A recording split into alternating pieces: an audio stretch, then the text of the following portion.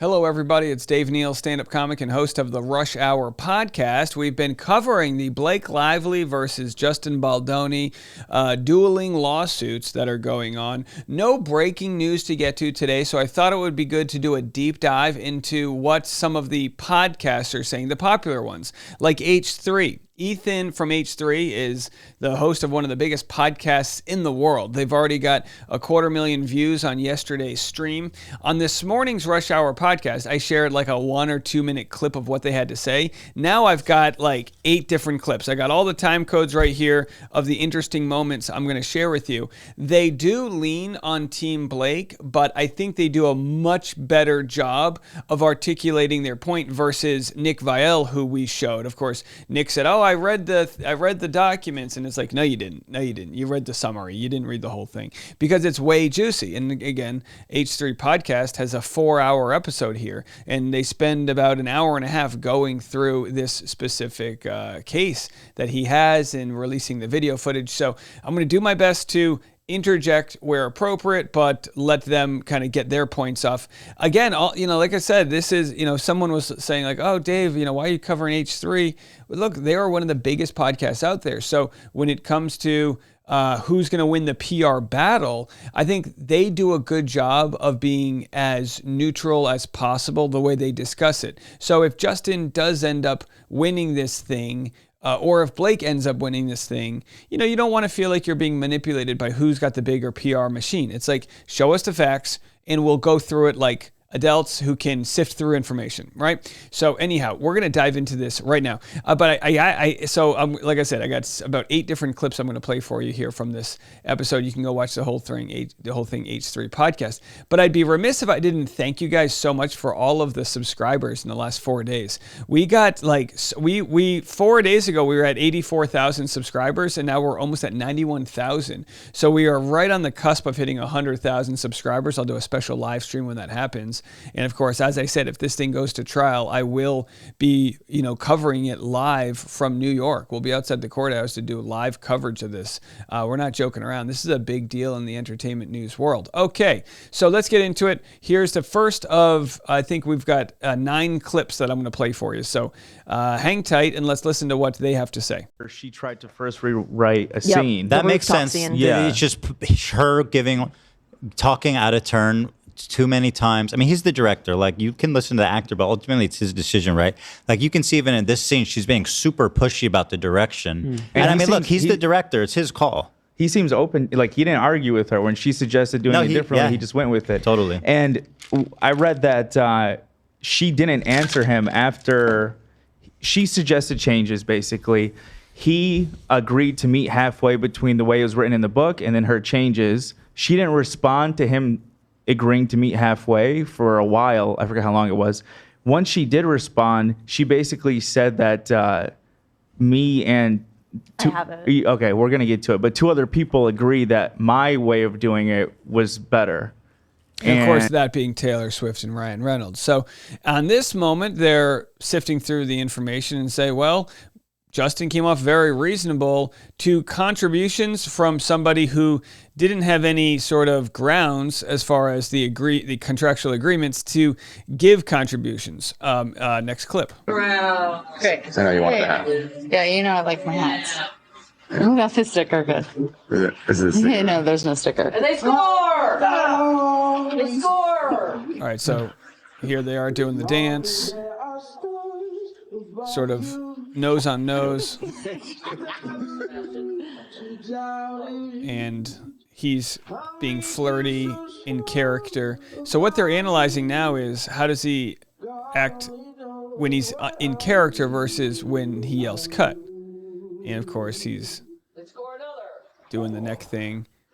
And Ethan's looking at him like, is this creepy or not? I mean, look, they're doing a good job trying to analyze this, unlike Nick Viall's podcast. She says, I'm probably getting spray tan on you. And he says, it smells good. So this one I thought was pretty different from what she said Definitely, happened. Yeah. She said something along the lines that he just commented on her smell. Let me read it. Right, it says, Like he sniffed her panties and was He like, did not. "You smell good." He did not act in character as Ryle. Instead, he spoke to Miss Lively out of character as himself. At one point, he leaned forward, slowly dragged his lips from her ear down to her neck, and he said, "It smells so good." That is an outright lie. It says none of this was remotely in character or If based on this any is the dialogue. scene that she's talking about, maybe it's some different scene. I don't know. I mean, So here Ethan says it's an outright lie. So they're admitting that Blake's like seemingly lying based on what we're seeing, which is that they omitted what led up to Justin saying you smell good. maybe, but in his suit, he counters that exact point with this. So this is allegedly That was a lie. counter evidence. You think? I mean, I'm looking at it. It is. Ethan, I'm the same way. I'm like, I'm looking at it. It feels like, but we are going to get different points of view. And this is what's so great about having these types of discussions is that we've got, I think her name's Olivia, if I have that right. We have his producer right here offering great commentary, trying to see all sides. And in the end, this is what you want. If you're on Justin Baldoni's side or Blake's side, you want a robust conversation, because then when your point stands after that robust conversation, you feel like it wasn't just, oh, you're on team so and so. It's like, no, it's been properly discussed. It happened More like that. Let's different watch than again. I remember. Yeah. I'm probably getting a spray tan on you. All right, so then they watch it again. Am I turning you on? Yeah, a little. It's don't worry. Yeah, it's like referencing himself specifically. Like, am I getting my beard? I felt a little weird energy from that. And then he Seems like says- he's referring to something that happened before, though, right? It does sound like Because that. am I doing this today? Maybe. Just speculating. It seems like something that happened before that was joked about or commented on. It does sound like a familiar. Like I'm getting my beard on you. and I then feel she's it's just an intimate thing, like rubbing your facial hair on somebody. It can be seen either way, but I feel like either way, it doesn't negate the fact that she felt uncomfortable. I agree. Who's to deny that? And it's also her saying, I might be getting my spray tan on you. It could be her being like, get off of me. Yeah, it's true. Like it's spray. Like you don't want to rub spray tan. Right. And you don't want to get body makeup You don't want on. people touching it. Like, I know people, I think the audience right now on like YouTube is primarily on Justin's side. And I know previously they were primarily on Blake's side. And look, there's more nuance to it. So they have points. Maybe she is creeped out. Maybe she is. But you could argue, well, she might also be feeling offended because she was trying to offer sort of directorial advice, like you're not standing on your mark. And then all of a sudden, so there might be way more going on in either direction. We're only watching what happens when they yell, action here. All right, let's keep it going. A lot to get into. Was not planned. Was he supposed to kiss her on the neck? No. So all this was according to plan, according to what the script said. So what they're talking about now here is, did the script anywhere say there should have been physical touch? And you might argue, well, this is the moment they're falling in love. There's going to be physical touch. There's going to be sex scenes. There's going to be all these things going on. But if you want to analyze this specific scene, it does not say they kiss. But as they talked it out, she said, let's talk and do some sort of tension. And so that would be the tension moment. And she would argue you crossed the line by rubbing your nose on my neck. No. It was not. He was not supposed to kiss her neck. That Did was he not. kiss So her then neck all or of a was he sudden- hovering? I couldn't tell. He did kiss her neck. Yeah, so then, in my opinion, that's really weird because he did something that was not planned for and she didn't sign up for. Yeah, the stage direction With just that says in that they're mind. slow dancing in a bar. So it says she doesn't sign off on this. But again, we're making assumptions. We don't know what was signed off on or not at this point. And again, this is what will be argued if it goes to trial, right? What will be argued is, will he have any evidence that she agreed to do this during this scene? And you might say, well, but what are you talking about? They're playing people that are falling in love. Like, I get it. I understand. How much do you have to rely on what was written on that script versus any notes or conversations? Was there a rehearsal before this? Usually the rehearsals are filmed. Did that talk about their sexual tension where he's pulling in and she's pulling away and it's a give and take? Again, we don't know all of this. So don't fry anybody in the comments section for getting it wrong. This is just, I think, a healthy conversation of, look, did he cross the line or not there? With that in mind, it's actually changes my opinion a lot. Interesting. Wow. That's interesting.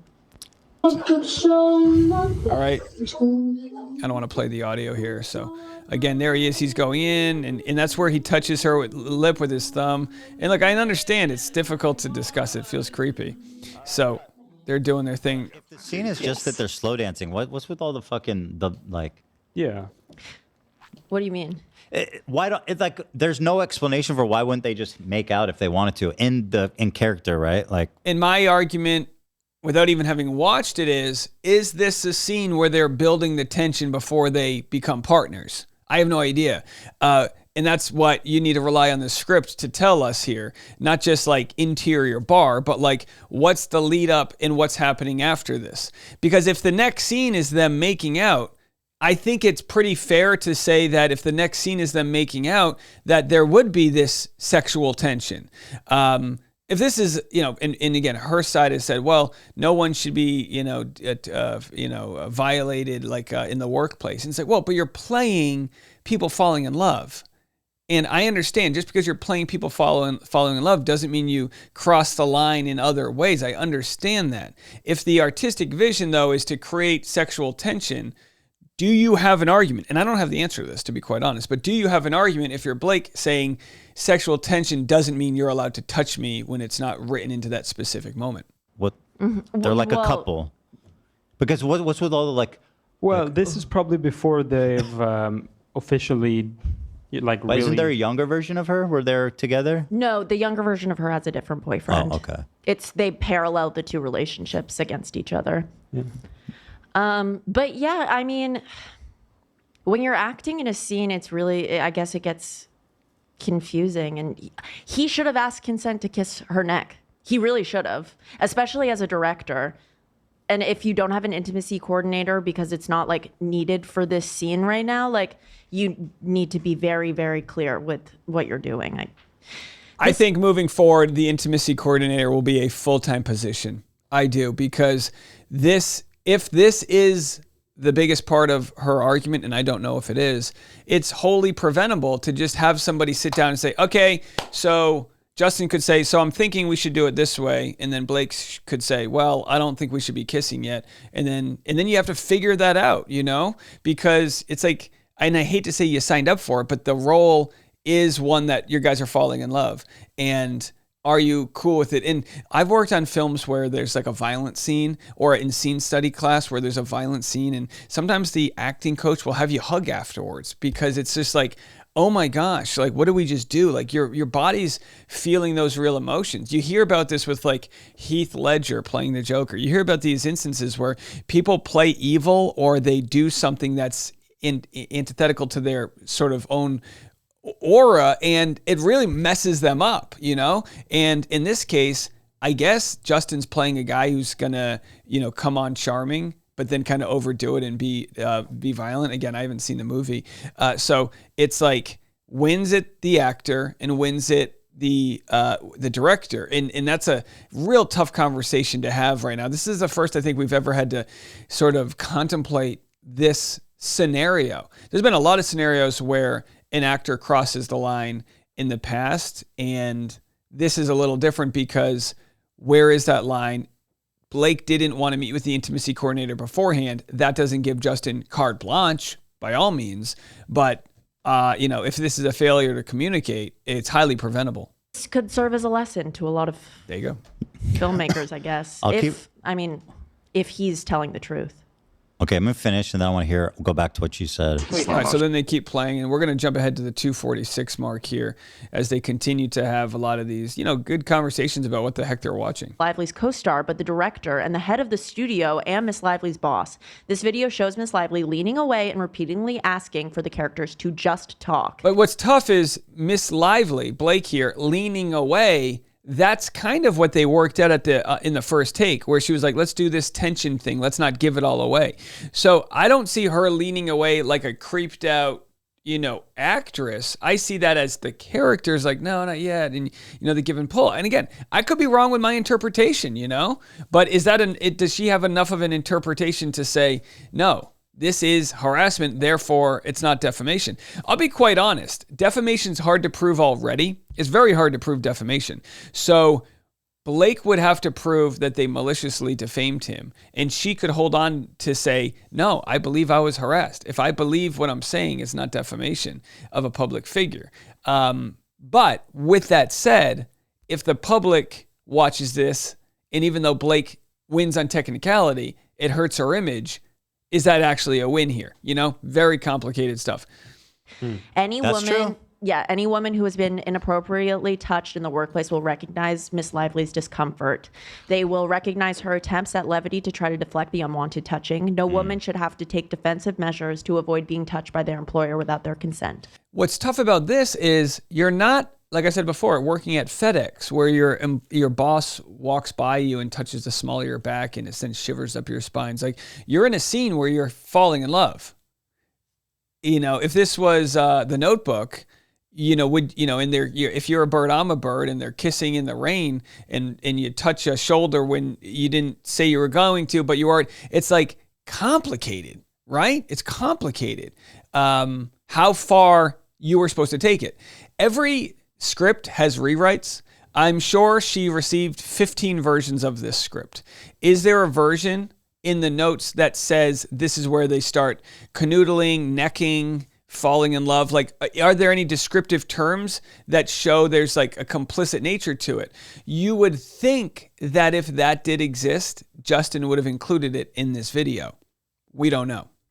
So that's pretty compelling. Yeah. If you go back to the part where she kept insisting, let's just talk. She did. And he keeps coming in to be like romantic, if they didn't discuss that and she's got really hard boundaries that they've discussed beforehand, then that's inappropriate. Yeah, 100%. And we're going to get to the Kesi part, but I'm getting great comments from our Patreon. Marilyn says, when she wants to be the victim, Justin is her boss. But in the text messages, she's flexing her quote unquote dragons. I get it. I'm sure there's people watching this video downvoting it or commenting this or that. I get it. I'm trying to illustrate the ability to turn over every stone here and go, all right, is there a point? And I think H3 Show does a really good job at that because they're going to go back and forth. You're about to see, keep on watching. They're going to go back and forth and they're going to call Blake Lively out for some of those text messages where she was flexing her star power. My understanding is that there's no scripted dialogue for this scene. Yeah, there So wasn't. that's why she's like, let's small talk. But they are supposed to be like in character in terms of the dancing. So like, But it's supposed just to be slow romantically. dancing, right? It's just slow dancing. Yeah, they're both of them are like supposedly romantically interested at that point. Yeah, Right. So it's Clearly. not like a slow dance that you do like a father-daughter slow. It's not like that. Like it's a. No, I know. I know. It is a romantic slow dance without all the kissing and stuff. You can see. when you act, there is an unspoken I love her. improvisation window with your counterparts, but you have to talk to them beforehand and know what their boundaries are, especially if you are their boss. And Now, Justin took notes when he met with the intimacy coordinator. So my guess is there may be that kind of evidence. There may be evidence to say no. So at this point, they may have had blinders on and said, oh my gosh, I didn't even realize she was going to say this is proving her point. Let's continue to unearth all of the evidence we had. And again, I'm not pimping for Justin here. I have no idea what they have in addition to this. But this isn't two coworkers having a scene that's completely out of the blue where he touches her, right? This is specifically a close-up shot of them nose to nose. And if we start arguing whether or not his nose was grazing her neck, I get some of those arguments, but Blake Lively misconstrued what he said when he said it smells hot or whatever he said, because she didn't include her the first comment that led up to that. It wasn't out of the blue. So there was context missing there. And that's the problem I think audiences have, is when they start to see context missing, they go, oh boy. And then some of my folks in my Patreon right now leaving comments, patreon.com/Dave Neal, are saying, at what point did she first complain? I get it. You might feel weird and you might like wait a day, but like, where's the text message to her agent, to her SAG rep, to her husband, like her best friend? I know this because like talking to my wife, like if she's on set, I'll be the first to know if some shit's going down on set. Oh my gosh, it's so cold. I literally know the temperature of every place my wife works. You know what I mean? Oh, it's drafty in here. She'll text me it, you know? So I find it hard to believe. Is there evidence of Blake screen grab that night, the next day, texting her, agent saying, it got kind of weird and it felt violated. And I hate to say that the victim has to prove that, but in this case, you do, right? You do. He's saying that he's literally saying that she's lying to ruin his life and because she wanted to take over his film. He's saying that she's malicious in this. I think that she could have walked away from this instance and been like, that made me uncomfortable. Could, but also I think she could also be upset in this scene because she initially started off by trying to control like the action of the cameras. Alex said, I can't fathom how anyone could watch that clip and not conclude that Blake lied and Justin was being professional and in the scope of his job. Sheeb says, same thing, Alex. I was like, are we watching the same thing? No, look, I get it, folks. I totally understand that opinion. And I think that's why it can be quite interesting to see what other people's takes are. I mean, this Olivia, I think her name's Olivia, character, she's much younger. So she exists in the younger version of Hollywood that has put together a lot more standard for consent than what existed before then. So, it could be that this is, a film where they are getting a little loose with the stage direction. I don't think that they did. Yeah. I think that this was all improvised. And I think that that's a bit unprofessional. I think he's wrong. And also, like, he could have been a little distracted because as the director, there's just so many moving parts happening. And I think he's not, like, fully, mentally engaged in that scene. And he's also just thinking about, like, all the moving parts that are happening. Part of the reason why I like sharing, different opinions here is I don't personally want to be accused of being like a homer for somebody.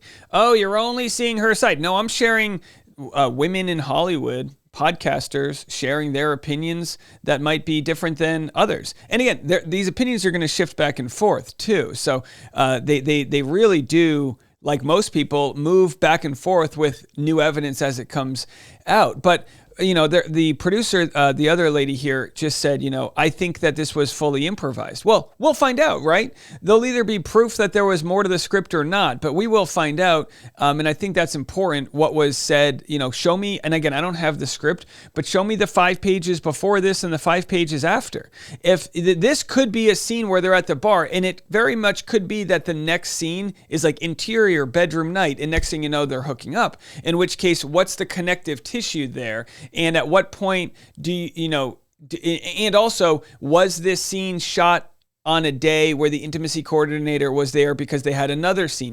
There's just so much to the technical side that we don't know yet. So regardless of people's opinions, let's leave a lot of grace for the Holy Spirit here. Seems to me that he was really interested in her, from what I saw.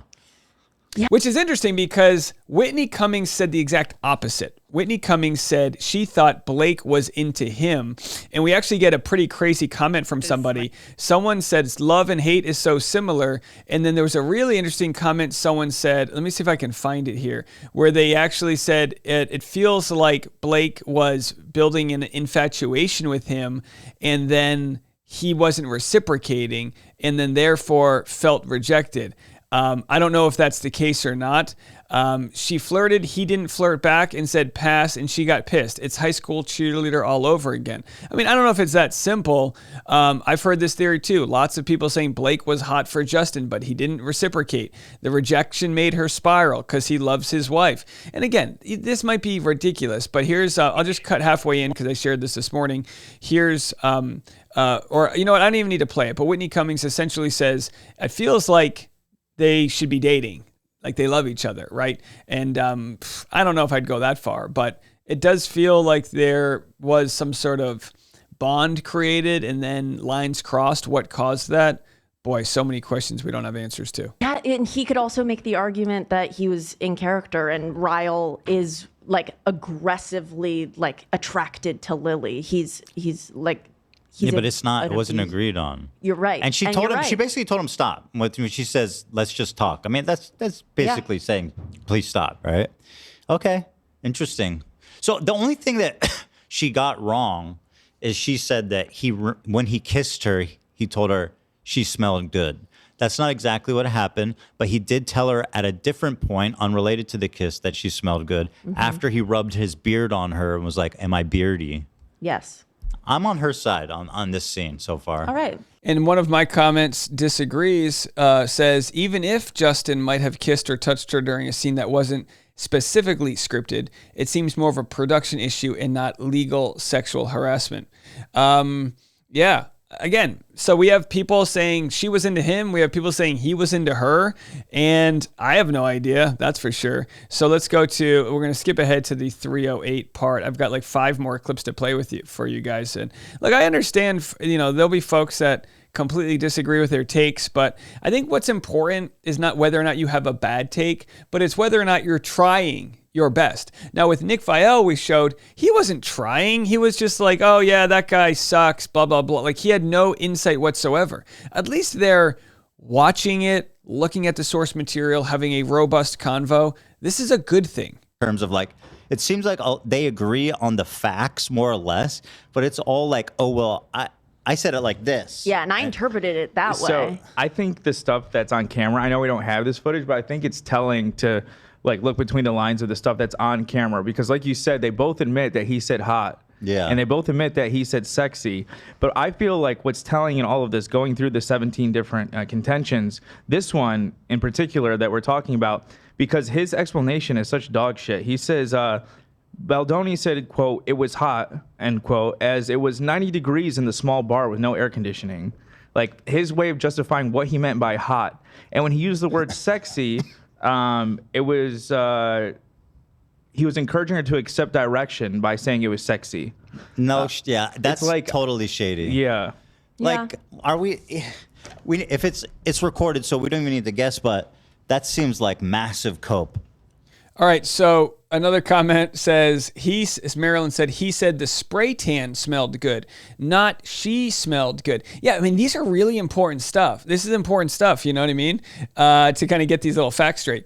Fancy says, I also think Blake and Ryan are surrounded by yes men, and she is not used to people telling her no. So anytime that happens to her, she must be the victim in this situation. Yeah, well, there is a personality type where they're like a very counter-dependent personality type where if you tell them no, they get real triggered, like childhood trauma type of stuff. I'm not claiming she has that, but that's why when I see the beginning of that tape and she's like, oh, you're not on your mark. And he says, yeah, don't worry about it. I see that as him just saying, just you're doing great. Don't worry about it. And her could possibly be like, in her mind, well, go F yourself. What are you talking about? I know a thing or two. I was in traveling, the Sisterhood of the Traveling, swish pants or whatever the heck it's called, right? So like, that rejection, we've all been there. I've got a friend who will like reject me, not knowing it. I'll be like, editing a project. And I'll be like, oh, I like this scene. And he'll be like, I don't. And I'll be like, whoa, what are you doing? But that's just because I'm like very sensitive. And maybe she is too. I don't know. All right, we're going to jump ahead to the 3:20 mark. This is where they, begin to talk about Kesi. So they were diving into the conversation of him saying she's hot, referring to her jacket. That's one of those, like, we'll get more evidence of that when it comes, but that's a little premature to discuss. Here is where they begin talking about Kesi, and then the tide swings back to supporting Justin. What's his name? Ryan Reynolds. Ryan Reynolds. Saying I'm Khaleesi is a Scary red flag. I'm just going to say that. Is it? Well, I Yeah, haven't because seen she's a it. fucking villain. Stassi said it in Game with Vanderpump all the time. She loses her mind and kills everybody, and then they Yeah, have to so the Kesi character, like you said, loses her mind and kills everybody. Spoiler alert. So for Blake to be calling herself Kesi, is it because she's a hot blonde, or is it because I'm going to go scorched earth? kill her. This Very horrible ending, not earned at all. Just the worst ending to any show ever. I believe that's the real ending of the story, but they're fucking suck and they're horrible, and I hate them. This takes weirdly enough place into this whole theory about the crew on following him and stuff like that, and that she like had control over the movie. A Do little you think bit. they got the dragon text? No, I don't think anything. I'm just like This is good, right? So this guy, which by the way, terrible camera angle. Where's the camera angle? This guy is saying, hey, maybe the crew understood her to be Kesi, and that was like that mob boss thought. It's an interesting opinion. Like, yeah, they knew she was Kesi, and they weren't ready to get burned. it leans a little bit into that whole conspiracy theory, which I don't believe Maybe she didn't personally. finish the show. Here, if you want to see, that text goes even longer. And since you thought it was so crazy, I want you to read the rest of it. Let me send Holy it in fuck. chat. Well, dude. Khaleesi kind of leads to our own demise. Wait, so. did you send it to me? Here, I'm doing it right now. Okay. I love his. That's like being microphone. like watching the first part of Star Wars and being like, Anakin Skywalker. I'm like Anakin Skywalker. Really friendly and happy dude. By the way, I really love their setup. I would love to have a podcast where I just get to sit around with 3 people and record like this. Obviously we do it a little bit differently here, but regardless of what you think of them, they're not all taking one side. I think that's important. Chosen one. Yeah, the chosen one. I'm balanced to the Force. I apologize for the AI images, guys. What did I just open? No, I like it. I didn't even realize the second one was AI. All right, so That was just a they shitty go edit. over the Khaleesi part, but we're going to jump ahead to where they're calling this threats. So now they're admitting right here that in this, they're actually taking more of a pro Justin side than I thought, which is they're saying, oh yeah, Blake was definitely threatening. He And, like- alleges that it's to intimidate him. Yeah, it is. It is. Usually is. I would say like It that's is. such a ridiculous like accusation. But it is. But it is so blatant, ridiculously obvious here. I agree. That And reminds me in Mean Girls when she's like, I don't know if, when she tells the principal, my father, the creator of Toaster Strudel, I don't know if yes. he'll appreciate you putting me She in. learned it from that role. Yeah. Totally. No, these takes actually changed my mind. I do think she is trying to intimidate him. Nope. Wow, this guy's mind is changed by seeing the behind the scenes text. And again, that's why you need more context. Question. And But- it does get worse. I think it's important. Like, I think there's 2 separate issues going on here. Yes. Him being pushy sexually, and she also being a little bit like that. What we just saw. Based. yeah, I I agree. did. I like that statement. I said it last show too. There's no perfect victim, so both can be very true. I think so too. and- 3 sides to I the story. disagree with that. There are perfect victims. All right, so then Well, they get into most- this I'm just weird. saying. They just get into this weird conversation about 5-year-old victims. All right, so you can go listen to it. Someone asked, "Why haven't I watched the movie?" To be quite honest, it's because first of all, my wife doesn't like any movies that are kind of like heavy like that, DV stuff like that. It's like she just, she's a highly sensitive person and she doesn't want to deal with it. And also, we have an 8-month-old, so like, watch a movie? Are you kidding me? We barely can watch, a 30-minute episode of a show between, caring for the baby. So yeah, our movie time has severely decreased this year. But again, that's not an excuse. I don't know. I don't want to be by watching the movie. I don't even think that's. I mean, sure, it would help. Maybe I will. But I think like what we're talking about, it doesn't matter what the final product is so much as like what was going on behind the scenes. But yeah, no, maybe I should check it out. All right, let's go to the Taylor Swift part. So this is where they bring Taylor Swift into the conversation and continue to talk about the threats. Well, shh. The kid ran in front of a. If the kid then- killed himself, No, okay. Let's just move on. sure, the good idea. Yeah. I feel like Taylor Swift may be victimized in all of this too. Just being brought up in the lawsuit and Says she thinks Taylor Swift is victimized. Yeah, I mean, sometimes you don't realize you're supporting the wrong side. being undermined, like to be called the dragon is one of like, I don't know, it just doesn't align with Taylor's character because of her history. Like she herself as an artist has fought for her rights. And I don't think she would necessarily support like a director and the impeding or But just intervention imagine, of his creative imagine what vision. Blake is telling her about Baldoni. Taylor's thing is getting writing Taylor would credits. think that like Baldoni is like a monster. Yeah, Taylor's used to roasting F-boys, right? Every song she has is roasting one of her exes. So I'm sure Taylor would be hyping Blake up, like, go after him, get your producer credit, go out, and then maybe not realizing, well, there's more to the story than what Blake is saying. She only heard from Blake. Right, exactly. And Taylor, her thing is making sure that like she gets credits for. True. I mean, don't they're know, best. so it kind of does. If it's it- known they're best friends. Like, of course, she's gonna ride for her girl. Yeah, and she But- wants her girls are like if Blake. If there's writing in a movie that her friend contributed to, she should get credit for that. But at the same time, we don't even know if Taylor even knew that she was like. Yeah, that's Right. She just Invoking showed her. up to the apartment and, she got kind of dragged into Yeah. Totally. the suit. It even said Totally. that she showed up at the end of the meeting. She wasn't even there for the. So, great takes by them saying, hey, Taylor, she definitely didn't want to be a part of this, but hey, friends befriending. So let's go to the final moment. They read everything, and now we have Ethan giving his final take.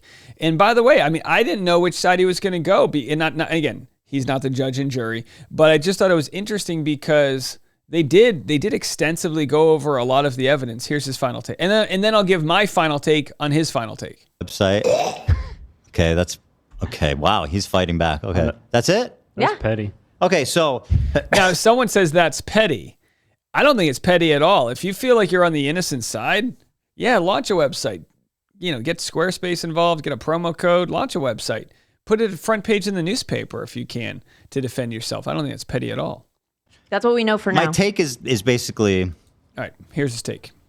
there's a lot of soft spots in Blake's claims. However, her claims are also not totally Meritless? he wasn't vindicated against all of her claims either. No. It seems definitely that there was. Yeah. I'd say there's more proof of his wrongdoing than her wrongdoing. It seems possible that it was a bitch. I won't say the word. Don't. And Well, and then the coercing with Ryan and Taylor. But again, there is a world where that makes sense. Yes, all of that makes sense if she has proof that she was harassed. I don't think what was seen in that video is that proof. So by that I mean, if there's, he's walking by and grabs her butt or something, then sure, use all your power to destroy the guy and call him a creep and all of that. But that's what it's going to come down to was she did that, a lot of that taking the final product away from him. Was it warranted? still leaning Blake. Yeah. As a day one Balzania hater. I can't believe I'm saying this. I think I might be leaning towards the balls. I really don't Let's know. do a poll because I'm curious where people. Well, Yeah. If it I wasn't think for the there's more sex- more I'm sorry, go proof ahead. that she did wrong, but the lesser proof we have of him doing wrong is way more severe because that's some crazy What did she shit. do wrong? What's the proof? Well, that she- the Well, we allegation for her is just that she was being annoying. Yeah. And yeah, she seemed very annoying. which is fine. But it's not a big deal. I mean, she's an Well, the big allegation is that she made up all of those charges, all of the contingencies, sign this or I won't come back to set. That's the big charge, is that she was doing the whole, I'll, take my kickball and go home. I won't finish the movie out. That's the charge. If she doesn't have anything to back it up. an actor. I cares bet at a the lot end of of the actors day? are annoying to work Exactly. with. So that's So they not say, who cares at the end of the day? Well, I would say Justin Baldoni's family and all the people that invested in this movie. a big deal. Well, and also Well, so taking over his film the or- 30-point document. If she faked that, that's Yeah. insane. Yeah. That's what it is. If she faked it, it's insane. That's what it's going to come down to.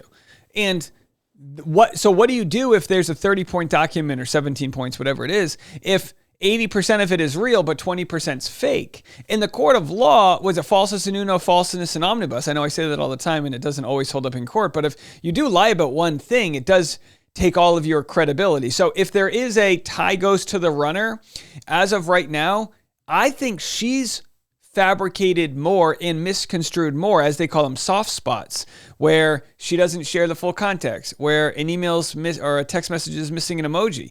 That you lose your credibility. But if she has hard evidence, then you don't need your credibility if you have that hard evidence. And then there was another thing she said. Her characterization of that scene, I don't think was a big problem because all that she said did happen. It did happen. Yeah.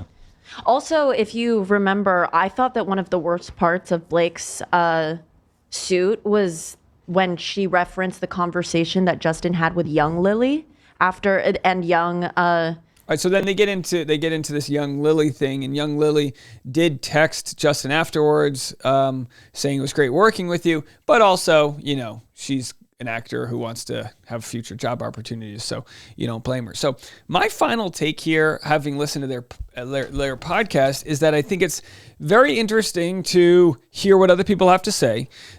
So often we, start making aggressive amounts of content regarding this, and it becomes very easy to think you're on the winning side. And I think it's important, even if you still believe that that Justin Baldoni is completely in the right, I think it's very important to continue to exercise that critical thinking and go, do I have some blind spots here? And maybe it will. And by the way, we will find out more. I mean, this intimacy coordinator will be deposed. If this trial goes on, I mean, all of this is going to come out. If Blake doubles down and doesn't settle, she might have a case. She might have a case that he can't you can't prove one way or another the gray area of that scene. But public opinion wise, I also wouldn't be surprised if the public sides more with Justin here. We'll have to unpack why that is. But as of right now, I'm like, I don't want to be held accountable for what I think. I want more information. I want more information. But I think if you're keeping track of who's lied more, her lawsuit takes liberties. And his side saying, we'll show everything, is kind of like, all right, they're willing to show it. So could they have committed a wrong but not known it? We'll see. Let's let the evidence fly. All right, that's it for me. I'll be back this afternoon with another episode of the Rush Hour podcast. You can scan that QR code if you want to be a part of the Rush Hour community on the audio only. And also, I want to thank everyone who continues to subscribe to the podcast. I mean, boy, wouldn't it be great to hit 100,000 subscribers this week? Who knows? Just if you've been enjoying the channel, we cover entertainment news, Bachelor news, but also news like this and other reality TV, social events, and obviously political stories as they come up on a need-be basis. So we appreciate for all the new people out there checking us out. I've been around for a long time, but we always love to find ourselves in a new community. So be kind in the comment section and let's have a little grace and not be so quick to judge, and we'll see how it all plays out. We'll catch you next time.